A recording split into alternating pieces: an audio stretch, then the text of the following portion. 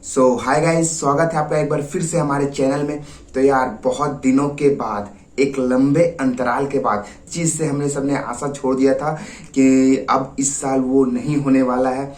एक जब शुरुआती स्टेज में जब इसका नाम आया था, इसका नाम उठा था कि सारे जो सेंट्रल यूनिवर्सिटीज का जो है एडमिशन इस एंट्रेंस टेस्ट से ही होगा, तो हम लोगों ने मान लिया था कि जितने भी सेंट्रल यूनिवर्सिटी है, टॉप के सेंट्रल यूनिवर्सिटी से हमें एडमिशन मिलेगा इस एंट्रेंस एग्जाम को देने के बाद। हमने बहुत सारे अच्छी अच्छी यादें जो है जोड़ ली थी, ये अच्छी अच्छी जो इसकी बेनिफिट्स है वो इकट्ठा करना स्टार्ट कर दिए थे। लेकिन बीच में एक ऐसा फेज भी आया जहां हमें लगा कि अब ये एग्जाम नहीं होगा, जैसे पहले होता था उसी तरह होगा इस बार भी। और इसी को देखते हुए कुछ सेंट्रल यूनिवर्सिटीज जो है, कुछ क्या लगभग सारे जो एमसीए में एडमिशन लेती है टॉप के सेंट्रल यूनिवर्सिटी, वो अपना एंट्रेंस एग्जाम इस साल खुद करवा रही है। जी हाँ दोस्तों, हम बात कर रहे हैं CUET के बारे में। पहले इसका नाम CUCET से उठा था, लेकिन अब जो है इसका CUET है। तो इसका जो नोटिफिकेशन है कल हमारे पास आया है। तो कल इसका नोटिफिकेशन रिलीज हुआ है कि इस बार CUET जो है एडमिशन CUET से एडमिशन लेगा। हालांकि ये पिछले बार भी हुआ था, लेकिन पिछले बार सिर्फ और सिर्फ 12 सेंट्रल यूनिवर्सिटी ही जो है इसमें पार्ट लिए थे। लेकिन इस बार माहौल नया है, मामला नया है और कुछ और बहुत सी नया है। तो इस बार जो हमारे सेंट्रल यूनिवर्सिटीज इसमें इंक्लूड हुए हैं, इसमें टोटल 42 सेंट्रल यूनिवर्सिटीज इसमें इंक्लूड हुए हैं। और आने वाले समय में, आने वाले अगले ईयर बाय ईयर जो है इसमें और अच्छी अच्छी यूनिवर्सिटीज जो है इंक्लूड होते जाएगी। तो दोस्तों आज की वीडियो पूरा इसी पे रहने वाला है। तो ये वीडियो बहुत ज़्यादा खास है, आप इसे जरूर देखिएगा। ये थोड़ा सा लंबा हो भी सकता है क्योंकि नोटिफिकेशन बढ़ा है और कुछ नई जानकारियां जो है आपको देने की कोशिश करूंगा मैं इस वीडियो में। CUCET से रिलेटेड छोटी जानकारियां आज की वीडियो में पूरा कवर करने की कोशिश करूंगा। ऑफिशियल जो है इसका इंफॉर्मेशन ब्राउजर को पूरा खंगालने की कोशिश करूंगा और क्या क्या है इसमें नया, और आपको क्यों देना चाहिए CUCET। ये आपके लिए कंपलसरी है, आपके लिए एक, अगर आप एक MCA एस्पिरेंट हो तो आपको इसे कंपलसरी है फिल करना CUCET।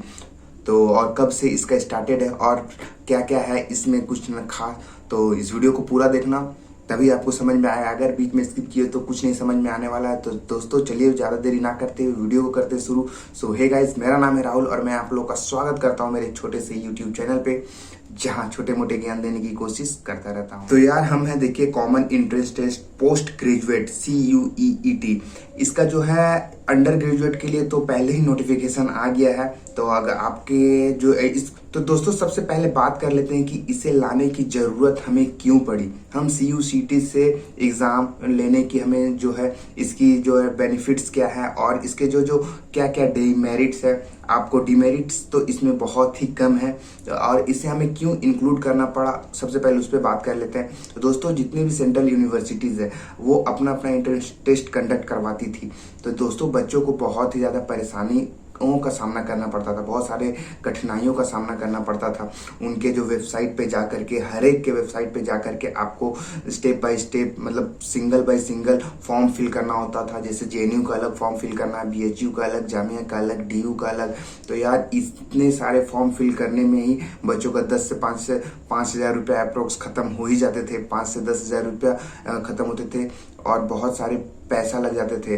तो इसको देने के बाद आपको जो है लिमिटेड अमाउंट ऑफ मनी देना पड़ेगा, इसमें एक ही बार देना होगा। और इससे जो आपको जितने भी सेंट्रल यूनिवर्सिटीज़ है उसमें आपको एडमिशन लेने का मौका मिलेगा। एक तो ये कारण था, और भी जैसे कि आपको जो पर्सनल लेते थे वो अलग अलग यूनिवर्सिटी अपना पर्सनल एग्ज़ाम लेते थे। तो दोस्तों जैसे जिनका BHU में एडमिशन हो गया, BHU में नाम आ गया, और मान लीजिए DU का उन्होंने पहले दिया था और BHU में एडमिशन लेने के बाद DU का रिजल्ट आया तो पता चला कि DU का भी में भी उसका नाम आ गया, तो एक सीट तो खाली हो जाएगा। तो उसको फिल करने के लिए टाइम भी लगता था। तो इसी तरह जो है अलग अलग यूनिवर्सिटीज अपने अपने जो है सीट को फिल करने में ज़्यादा टाइम भी लग रहा था। तो इसको देखते हुए जो हमारी सेंट्रल यूनिवर्सिटीज़ है, ये एक जो है CUCET नाम का जो एंट्रेंस टेस्ट कंडक्ट करवाए। ये पहले भी होते थे लेकिन बहुत कम यूनिवर्सिटीज़ इसमें इंक्लूड होती थी, लेकिन इसमें कुछ ज़्यादा यूनिवर्सिटीज़ इंक्लूड है। तो चलिए देख लेते हैं आगे। हम कॉमन एंट्रेंस टेस्ट के जो इन्फॉर्मेशन ब्राउचर है उसी पे है। तो देखिए यूनिवर्सिटीज़ इसमें अगर देखा जाए तो बाबा साहेब भीमराव अंबेडकर यूनिवर्सिटी, बनारस हिंदू यूनिवर्सिटी, फिर है ये देखिए आंध्र प्रदेश का सेंट्रल यूनिवर्सिटी, आंध्र प्रदेश का, फिर साउथ बिहार का, गुजरात का, जितने भी सेंट्रल यूनिवर्सिटीज़ है, हरियाणा के, ये सब सारे सेंट्रल यूनिवर्सिटीज़ इस बार इंक्लूड हुए हैं। टोटल 42 सेंट्रल यूनिवर्सिटीज़ इंक्लूडेड हैं इसमें। तो यार अगर आप नीचे स्क्रॉल करते जाओगे तो इसमें सारा इन्फॉर्मेशन ब्राउचर है, मैं टेलीग्राम ग्रुप पे डाल दूंगा, इसे पूरा आप पढ़ने की कोशिश करना और स्टेप बाय स्टेप पढ़ना, एक एक बारीकियां याद रखना, रजिस्ट्रेशन हमें कैसे करना है, सारा चीज़ इसमें दिया गया है। सारा चीज़ को तो मैं डिस्कस नहीं करूंगा, ये इन्फॉर्मेशन ब्राउचर मैं आप टेलीग्राम ग्रुप हमारे जो MC ज्ञान है उस पर डाल दूंगा, आप आराम से उसे पढ़ना और रजिस्ट्रेशन स्टार्ट करना। तो देखिए ये इंडेक्स पेज है दोस्तों, ये पूरा का पूरा इंडेक्स पेज है इसमें, और आगे चल लेते हैं।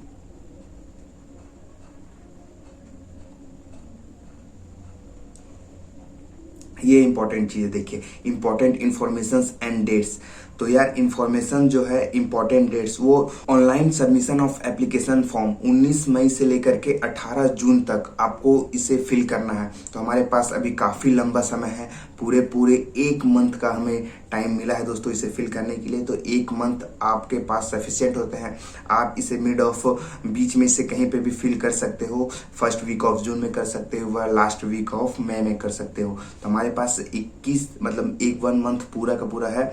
और जो है last date transaction of fees का भी इसका 19 तारीख को ही लास्ट डेट है। तो आप फी पेमेंट 19 तारीख तक कर दो, पूरा प्रोसेस इसका कंप्लीट कर दो भर उठ के। तो दोस्तों अब इसकी जो हमें एप्लीकेशन फ़ी की हम बात कर लेते हैं। तो यार जनरल के लिए 800 रुपये है, OBC के लिए 600 है, और SC ST के लिए 550 और PWBD के लिए 500 है। तो ये कैटेगरी वाइज है फीस, एप्लीकेशन फीस।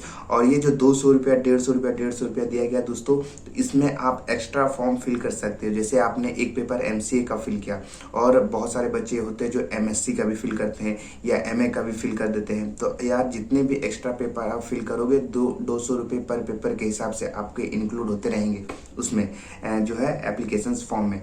तो यार ये रही इसकी जो है फीस है, आप इसे देखो 800 रुपया। इसमें अगर हम देखा जाए तो इस बार तो JNU और BHU ही इंक्लूड हुआ है। टॉप का जो MCA सेंट्रल लेवल पे एडमिशन लेती है, तो जो अच्छी कॉलेज है सेंट्रल लेवल पे MCA के लिए, तो JNU और BHU हुआ है इस बार इंक्लूड। तो अगर आप देखा जाए तो ये दोनों का फीस, तो दोनों का जो है फीस है, आप JNU का अलग से भरते थे तो शायद 550 रुपये लगते थे, और जो है BHU का 600 समथिंग कुछ लगते थे। तो यार 1000-1200 रुपये आपको लगते थे ये दोनों फी पेमेंट करने में, लेकिन इस बार 800 रुपये में ही आपका हो जाएगा। अब हम बात कर लेते हैं कि इसका एग्जामिनेशन डेट कब है और एडमिट कार्ड कब आएगा और ये कितने शिफ्ट में होंगे और क्या क्या है।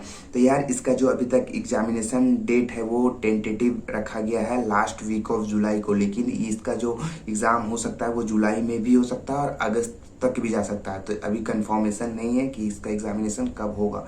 तो ये देखिए अनाउंस लेटर वेबसाइट पे इसके सारे आपको मिल जाएंगे, इसके वेबसाइट पे कब इसका एडमिट कार्ड रिलीज होगा और कब इसका एग्जामिनेशन होगा। तो आपको 1 मंथ का टाइम सफिशिएंट मिलेगा निमसेंट एग्जाम को देने के बाद। तो आपके पास अच्छा खासा मौका रहेगा 1 मंथ में प्रिपरेशन करने का।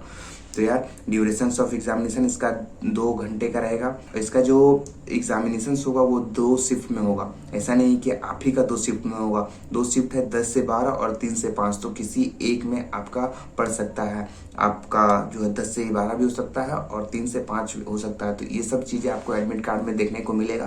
तो आप एडमिट कार्ड जब डाउनलोड करोगे तो आपको वहाँ पे ये सारी चीज़ मेंशंस रहेंगे। तो यार ये देखिए इसकी ऑफिशियल वेबसाइट, इसी पे जाकर के आपको रजिस्ट्रेशन करनी है, CUET.NTA.NIC.in। ये मैं डिस्क्रिप्शन बॉक्स में भी डाल दूंगा। तो आप इसे लिंक को खोल के डायरेक्ट आप उसके ऑफिशियल वेबसाइट पे जा सकते हो, जहाँ पे आपको रजिस्ट्रेशन करना है। कोई फेक वेबसाइट पे जाकर रजिस्ट्रेशन नहीं करना है कि आपका जो पैसा है वो बर्बाद हो जाएगा। तो आप इसे ऑफिशियल वेबसाइट पे ही जाके रजिस्ट्रेशन करोगे। तो यार ये रही इसकी लंबी चौड़ी जो है डेट। और इसमें ये खास ये रजिस्ट्रेशन फॉर्म का जो है प्रोसेस आप जरूर अच्छे से पढ़ना, अच्छे से पढ़ के आपको फिल करना है। पासवर्ड जो है आप एक लिमिटेड पासवर्ड रखो जो आपको हमेशा याद रहे, कुछ उल्टा पुल्टा पासवर्ड मत रखना। तो ये सब चीज छोटी छोटी जानकारियां जो है आप इसे जरूर से पढ़ लेना, उसके बाद ही रजिस्ट्रेशन प्रोसेस को आगे करना या फिल करना, जो भी है वो एप्लीकेशन फॉर्म उससे पढ़ने के बाद ही करना। इसमें सारा चीज दिया गया है कि जेपीजी हो गया या फिर जेपीईजी हो गया, कितने में हमें अपलोड करना है, इसकी साइज क्या रहेगी, सिग्नेचर की साइज क्या रहेगी, फोटो की साइज क्या रहेगी। तो ये सब सारी चीज आपको यहाँ पे मेंशन किया गया है बहुत ही अच्छे से, तो आप इसे अच्छे से पढ़ लेना। अब देखिए दोस्तों, आगे देख लेते हैं इसका जो सिलेबस होने वाला है वो क्या होने वाला है। तो सिलेबस पे एक बार नजर डाल लेते हैं। तो दोस्तों ये रहे हमारे कोड क्या होने वाले हैं एमसीए के लिए। तो एमसीए के लिए PGQ P26 होने वाले हैं इस बीच में। तो यार ये हमारे एमसीए का कोड है PGQ P26। आप इसे लिख लो कहीं पे, भरने के टाइम में आपको मदद मिलेगी कि आप एमसीए अगर चूज करते हैं तो ये कोड जरूर मिला लेना PGQ P26। तो यार ये रही इसकी जो सिलेबस है। टोटल 100 क्वेश्चंस रहेंगे, डिवाइडेड 2 पार्ट्स में होंगे। एक 25 MCQ रहेगा जिसमें से आपको वर्बल एबिलिटी होगा, जनरल अवेयरनेस हो गया, मैथमेटिकल एंड क्वांटिटेटिव एबिलिटी होगा, फिर एनालिटिकल स्किल्स जिससे हम रीजनिंग बोलते हैं। तो ये 25 क्वेश्चंस आपको इसमें डिवाइड किए जाएंगे और 75 क्वेश्चंस आपको अपने टॉपिक के हिसाब से रहेगा या आप अपने कोर्स के हिसाब से 75 क्वेश्चंस डिजाइन किया जाएगा। जैसे हमारे एमसीए का है तो कंप्यूटर से रिलेटेड 75 क्वेश्चंस आएंगे। तो यार ये बहुत ही अच्छी बात है कि आगे जाने वाले हो, अगर आप एडमिशन लेते हो इस यूनिवर्सिटी में तो हमें कंप्यूटर से रिलेटेड ही पढ़ना है, तो आप पहले से ही एक अच्छी मजबूत बेस बन जाएगा, क्योंकि 75 क्वेश्चंस मेजोरिटी है, डिसाइडिंग फैक्टर है ये एडमिशन पे। तो आप कंप्यूटर में तो अच्छा फोकस करोगे ही करोगे, क्योंकि इतने सारे क्वेश्चंस पूछे जा रहे हैं। तो आपका जो वीआईटी का जो बच्चा तैयारी कर रहा है उसके लिए तो बहुत ही आसान हो जाएगा ये एग्जाम को निकालना, क्योंकि कंप्यूटर एग्जाम का ही मेन वेटेज रहता है VIT Vellore institute of technology में। तो यार जो बच्चे वीआईटी का तैयारी कर रहे हैं उनके लिए एक सुनहरा मौका है, आप इसे भरो और अच्छे से एग्जाम दो और अच्छे से क्रैक करो। यार जो वो नहीं भर रहे फिर भी बीसीए वाले ही ज़्यादातर एमसीए करते हैं, मेजोरिटी हमें हर एक बच्चा बीसीए करता है ऐसा जरूरी नहीं, लेकिन ज़्यादातर बच्चे बीसीए या बीएससी कंप्यूटर एप्लीकेशन करके ही आते हैं। तो उनका कंप्यूटर का थोड़ा सा हाथ तो टाइट रहता ही है, तो आप अच्छे से पढ़ के ही आते हो, थोड़ा बहुत तो जानकारी रहता ही है बीसीए और बीएससी वालों को, तो उनके लिए थोड़ा सा आसान हो जाएगा, थोड़ा सा बेनिफिट मिलेगा इस एग्ज़ाम को क्रैक करने में। और जो बीएससी मैथ्स वाले हैं उनको थोड़ा सा ज़्यादा मेहनत करना पड़ेगा, कंप्यूटर सी लैंग्वेज में हो गया या फिर के मैम बुलियन अलजेब्रा हो गया, नंबर सिस्टम हो गया, ये सब सारे सिलेबस होने वाले हैं। तो आप निमसेंट का अगर एस्पेरेंट हो तो ये सब पढ़ ही रहे होगे, थोड़ा सा और इसमें जान डाल दोगे तो आपके लिए बहुत ज़्यादा अच्छा हो जाएगा इसे एग्ज़ाम को क्रैक करने में। तो यार ये रही इसकी जो है छोटी मोटी जानकारियाँ आपको मैंने देने की कोशिश किया हूँ, और इसकी जो इन्फॉर्मेशन ब्राउचर है मैं डाल दूंगा टेलीग्राम ग्रुप पे, आप आराम से जाके उससे पढ़ सकते हो। और हाँ एक चीज़ और मैं बता दूँ, इसकी जो एलिजिबिलिटी क्राइटेरिया है वो यूनिवर्सिटी ही डिसाइड करेगी, CUCT का इसमें कोई रोल नहीं होने वाला है। क्योंकि बहुत सारे बच्चे जो पूछ रहे थे कि इसका जो एक ही एलिजिबिलिटी क्राइटेरिया होगा, तो दोस्तों ऐसा नहीं है। अगर BHU का जैसे एग्जांपल में हम देखें तो BHU का 60% एलिजिबिलिटी क्राइटेरिया है, तो आपको 60% एलिजिबिलिटी होना ही चाहिए उस मतलब उस यूनिवर्सिटी में एडमिशन लेने के लिए। CUCT से अगर हम देखा जाए तो मिनिमम आपका ग्रेजुएशन में 50% होना चाहिए, तब आप इसे फिल कर सकते हो। लेकिन अगर उस यूनिवर्सिटी में, उस पर्टिकुलर यूनिवर्सिटी में अगर एडमिशन लेना है तो उस पर्टिकुलर यूनिवर्सिटी का एलिजिबिलिटी क्राइटेरिया आपको पढ़ना है। इस ब्राउचर्स में आपको दिया गया है, आप इससे नीचे जाओगे, नीचे जाते रहोगे तो आपको मिल जाएगा वहाँ पे, तो आप उसे अच्छे से पढ़ लेना। तो BHU का जो है 60% है और GNU का जो है 55% है क्राइटेरिया। ये मस्ट होना चाहिए हर एक बच्चे का जो इस फॉर्म को फिल कर रहे हैं और जो BHU या GNU में एडमिशन लेने वाले हैं। तो दोस्तों बस आज के लिए इतना ही। CUET से रिलेटेड और भी कोई जानकारी आपको चाहिए तो आप हमारे टेलीग्राम ग्रुप को ज्वाइन कर सकते हो, नहीं तो आप हमारे कमेंट बॉक्स में भी पूछ सकते हो। तो दोस्तों अगर वीडियो अच्छा लगा होगा तो जरूर से जरूर सब्सक्राइब करना दोस्त, क्योंकि अगर एक सब्सक्राइबर से हमें बहुत ज़्यादा मोटिवेशन मिलती है और अलग अलग कंटेंट लाने की कोशिश करता रहता हूँ। तो दोस्तों बहुत ही जल्द मिलेंगे। इस मंथ वीडियो आने में काफ़ी लेट हो जा रही है, तो एग्ज़ाम है, हमारे भी एग्ज़ाम है, तो थोड़ा सा हम मैनेज कर रहे हैं दोनों एग्ज़ाम को भी और फिर ये वीडियो को भी। लेकिन जैसे ही कुछ नई जानकारियाँ आती है हम आने की कोशिश पूरा करते हैं। और टेलीग्राम ग्रुप पे भी ज्वाइन हो जाओ, वहाँ पे भी इंफॉर्मेशन मिलती रहती है इम्पॉर्टेंट।